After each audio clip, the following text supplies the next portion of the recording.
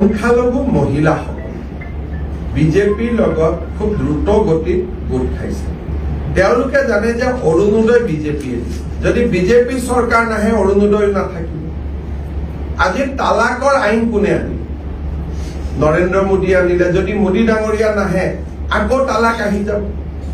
এতিয়া মোদী ডাঙৰীয়াই uniform civil কোডৰ কথা কৈছে।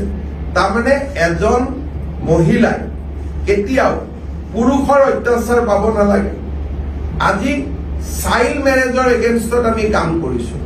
গতিকে লাহে লাহে সংখ্যালঘু অঞ্চলৰ মহিলা আৰু ছোৱালীসকল ভালটো আমাক বহুত পায়, ভোট দিবৰ কাৰণে সাহস লাগে, লাহে লাহে সাহসটো কৰি গৈ আছে।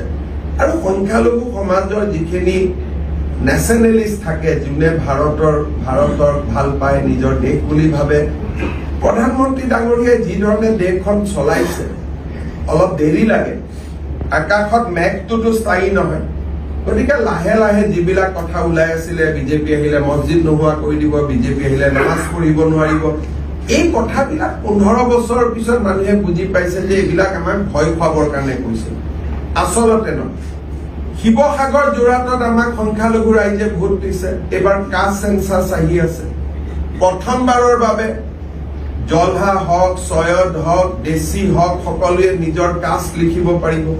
গতিকে বহুতবিলাক ডেভেলপমেণ্ট হৈ আছে, যাৰ কাৰণে মই ভাবো যে সংখ্যালঘু অঞ্চলৰ বেলটত বিজেপিৰ সংখ্যাটো লাহে লাহে বাঢ়ি গৈ আছে আৰু লাহে লাহে আৰু মেচিউৰ হ'ব।